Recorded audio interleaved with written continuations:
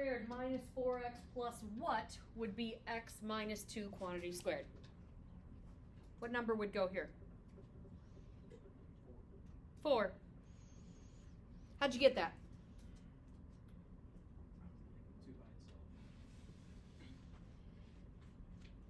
Yeah, because this is x minus 2 and x minus 2, which means that constant is going to come with negative 2 times negative 2. Okay? X squared plus 14x plus what number will give me x plus 7 quantity squared when it's factored? 49. So if you have this, we can get back here, which is good. But the real challenge is, what if I don't have either of these? Can I fill it in? Yes. What did you notice, Matt? The number in the number that's in the quantity thing. The parentheses. That times 2 is equal to b.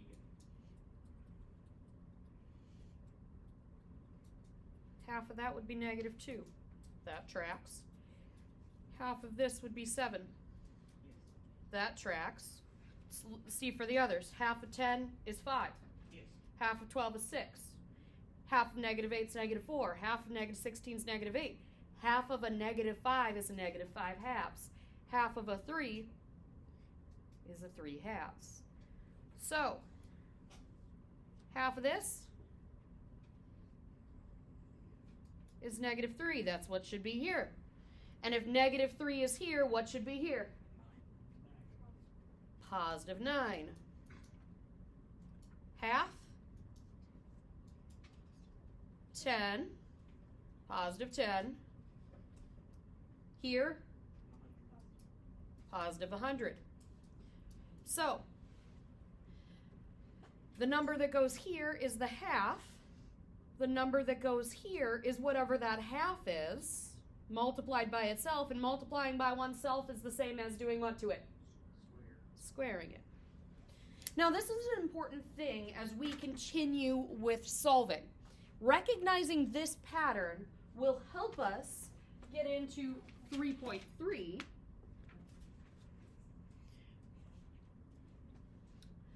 which is a section that focuses on what's known as completing the square.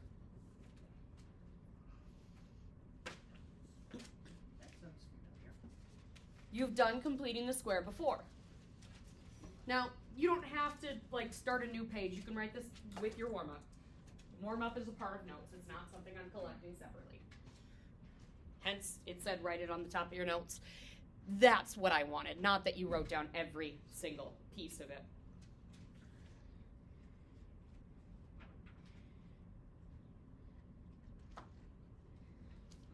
So, today we are continuing to solve.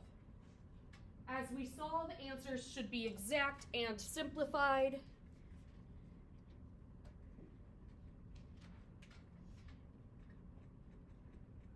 And even if I don't write this, it's still the case. This is what I am looking for, answers that are exact and simplified throughout the entire chapter. Now, we have gone through a couple of different forms of solving so far. We solved by graphing. How do you solve a quadratic equation by graphing? Finding the x-intercepts. We've solved by square roots. But square roots only works when... Why did I say when? When... Nope. You think of something else.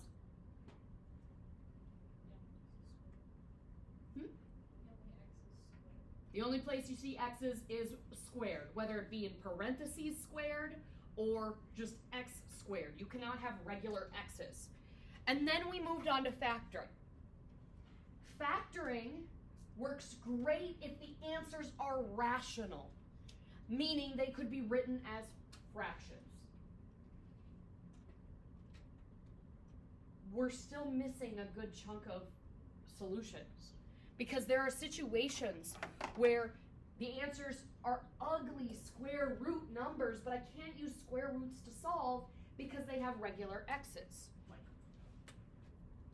2, the square root of 2, or pi, some of the most famous. Yes. So, a problem like this. This is the prime example of a problem that you cannot solve by square roots because there's a regular x, nor can you solve it by factoring. I could try solving by factoring. What's the greatest common factor? Because I'd always start there. 1. 1, or more accurately, when factoring, what's the actual place you start? Equals 0. needed equals 0. And then I would move on to factoring. GCF is 1. And then looking at this, could I do the shortcut or the full AC method? I could do the shortcut, and I'd look for two things that multiply to 7, but when I add them, I get negative 10, which does not exist. This is what's considered a prime polynomial. You cannot factor it in any way whatsoever. So this is where having an additional option comes into play. One additional option is to use kind of those things that came into our warm-up. Use the fact that I can take something that's in a non-factored form, and if I manipulate it a little bit, I can make it into a factored form. Specifically, a factored form that gives me things squared. Now, that process is what we call completing the square.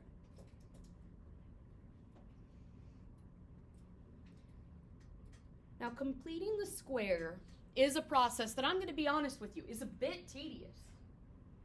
It's got a process that you have to go through. And when things have a process and it's more than just a quick, like, do this, I tend to give you step by step. So if you were trying to solve by completing the square specifically, because there's things you could do with completing the square that do not involve solving. When you were trying to solve by completing the square, the first thing you want is get x squared to have a 1 as the coefficient.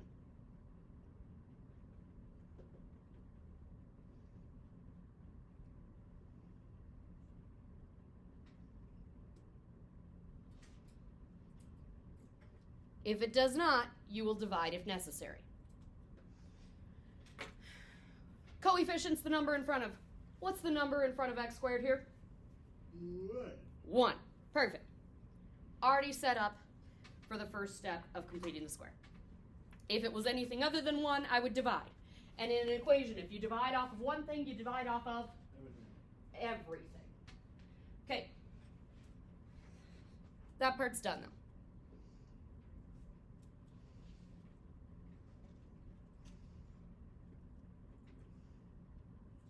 Next thing you're going to do is you're going to rearrange things. Specifically, you are going to rearrange them to where they are x squared plus some number in front of x. Now, I am not calling it b, because if there was a number in front of x squared at the very beginning and you divided it off of everything, you divided b by this number. So it's a different number. So I'm just going to call it e.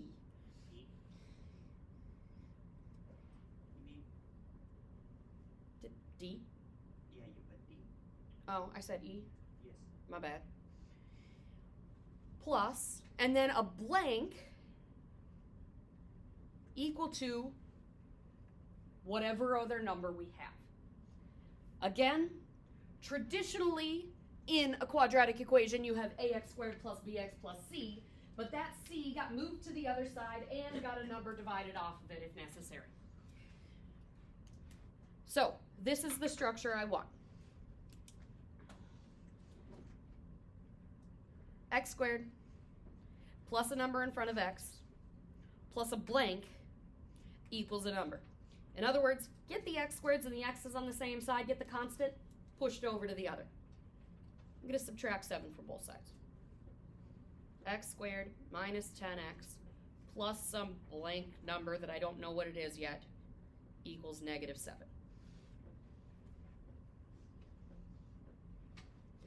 Now what our goal is on this is to take the left side of this equation, that x squared minus 10x with the blank, and I want to get that to be what we call a perfect square trinomial. A perfect square trinomial is one that when it is factored turns into parentheses squared. It's these ones that are in our warm-up. That's a perfect square trinomial. That's a perfect square trinomial. That's a perfect square trinomial. Not the factored part. The factored part is its factored form. But these are all perfect square trinomials because when I factor them, they become this. So, how do we do that? We use the patterns that we found.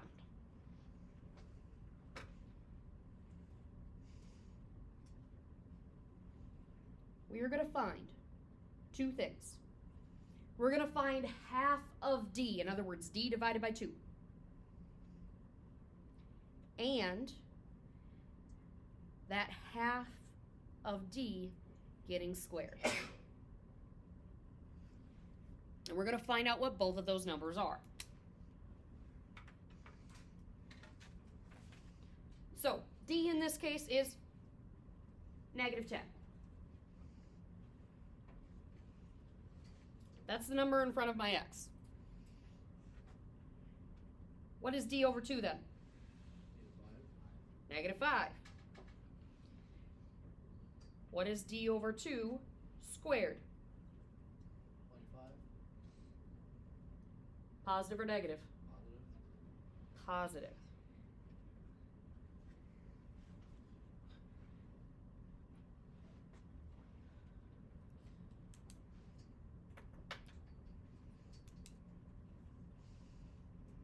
Now, on our warm-up, when we found these numbers, we just kind of plugged them into place because the problem was specifically set up to where all you were doing was figuring out the missing number. We're not simply figuring out the missing number here, which means I can't just plug a number into this blank, at least not quite that simply. I do want to plug a number into this blank, but by putting a number right here, I am technically adding that number to this side of the equation. If you add something to one side of the equation, what else must you do? Add it to the other. So the fourth thing that you are going to do is add that d over 2 squared to both sides of the equation. So, I'm adding 25 right here, and I'm adding 25 right here.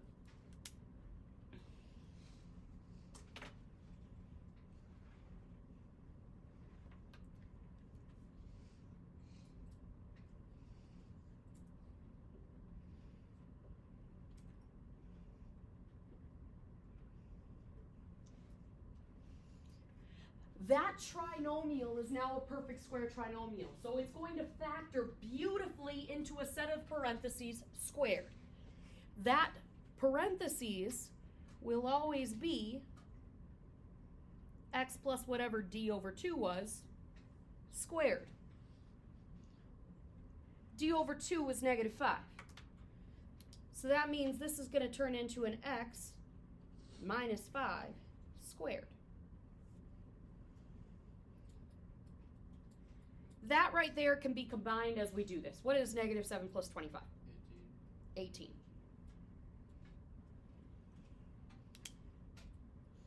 So the point of completing the square is to rearrange the equation.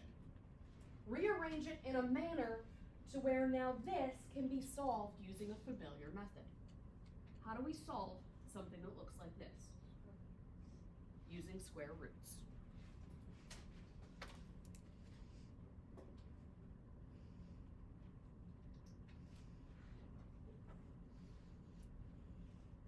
Okay. When you are solving by square roots, the first thing you need to do is get the squared part alone. Done.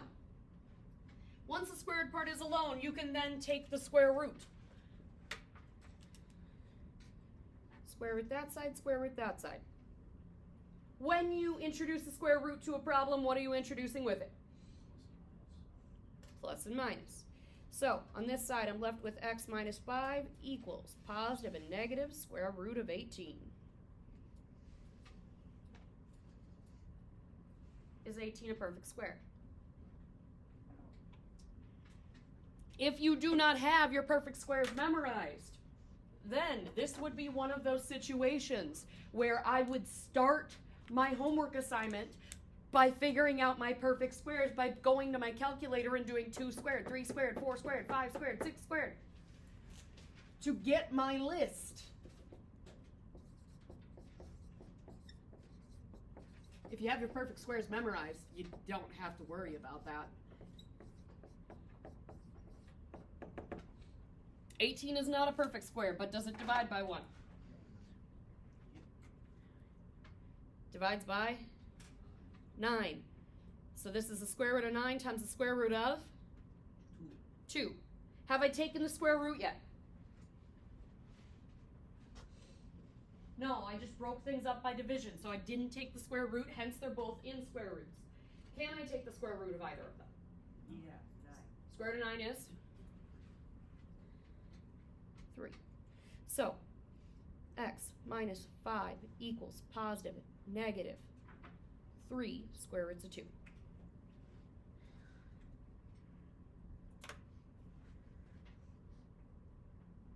How do I finish solving this?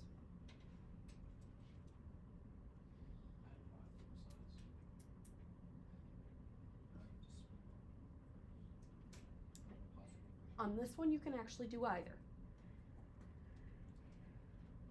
You can split it up. Some of you may always split it up when you have a plus and minus, and that is perfectly okay.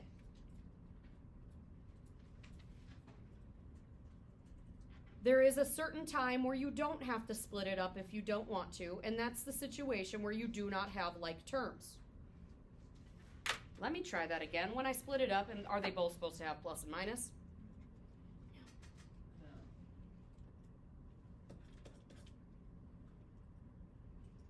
Really?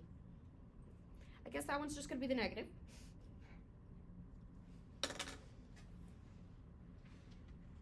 My bad.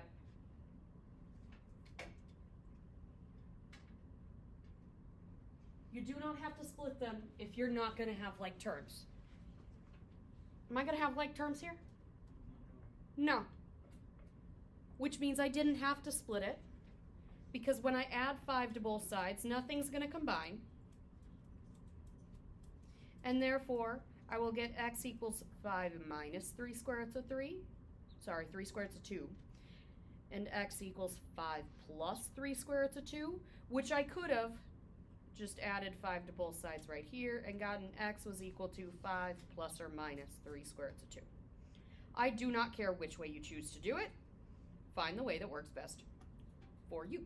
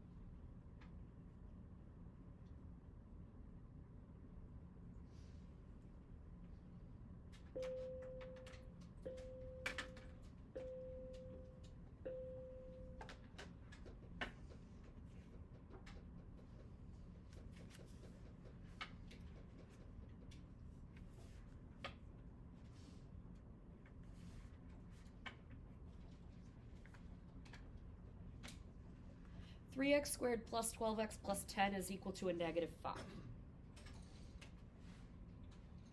Ryan, what should we do first? Get x squared apart from the 3. How? Divide by 3. And if I divide one thing, You gotta divide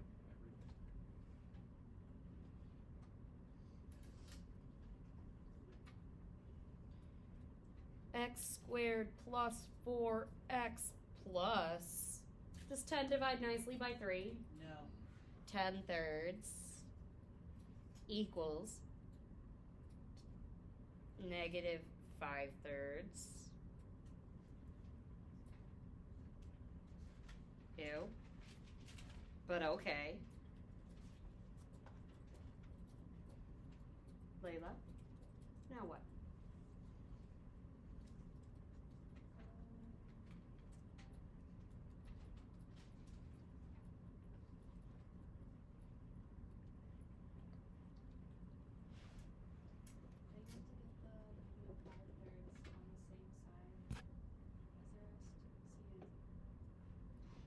Close.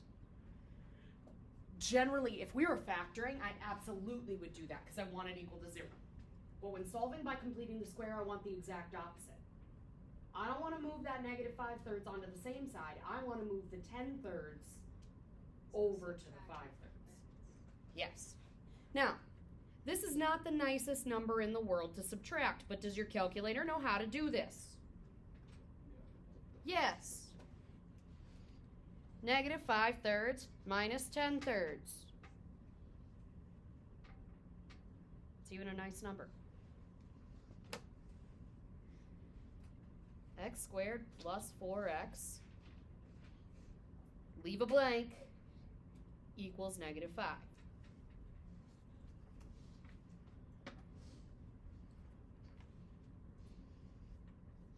Had we moved the 10 over first, we actually would have gotten a nicer number earlier. You actually can interchange step 1 and step 2. It doesn't matter which one you do first. As long as you get x squared plus a number x blank equals a number, you're golden. Aiden. Now what? What's step 3?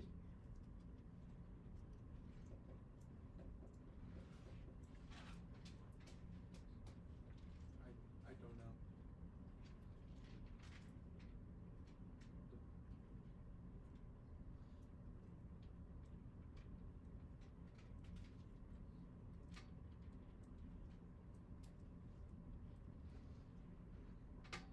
That look familiar? Do you remember where the D comes from? It's a number in front of x right now. What number's in front of x? 4. It's 4 over 2.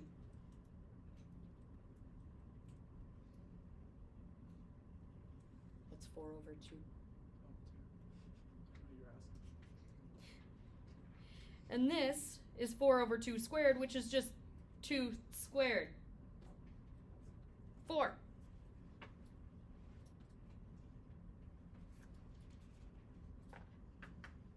Mina, what do I do with that number? Or those numbers, technically.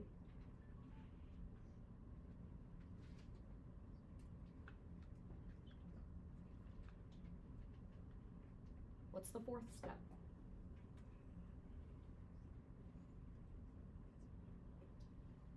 Yeah, on both sides. Which one? 4. Plus 4, plus 4. Sir, what comes next?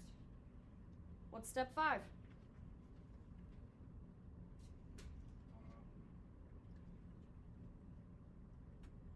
You gotta make it so you can like square root it.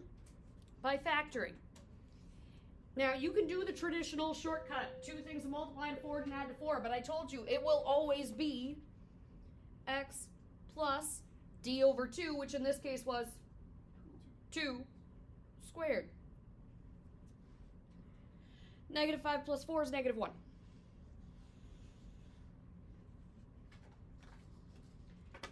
Now we can solve by square roots.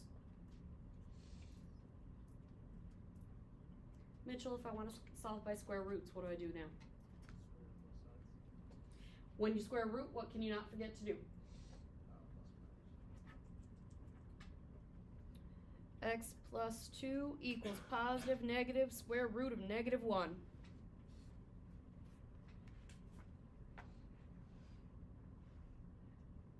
Ella, what's the square root of negative 1?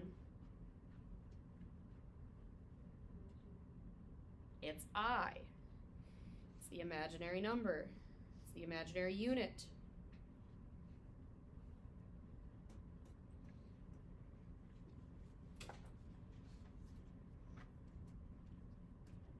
X is not alone, so Brett, what do I do next?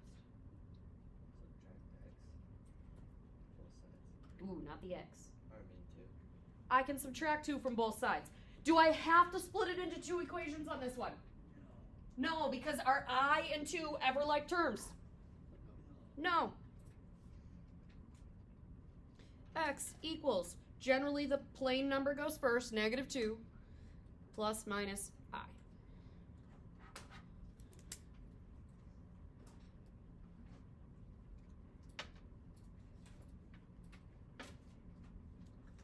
Sometimes will you have like terms? Absolutely.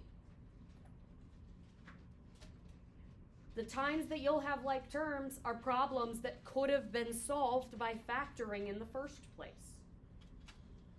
Does that mean you had to solve them by factoring? No. Completing the square and solving by square roots are technically the only 2 forms of solving that you need if you need to simply solve. But I will tell you right now, solving by factoring tends to be a lot faster, and on top of that, factoring is not going away, even if solving by factoring starts to get less emphasized.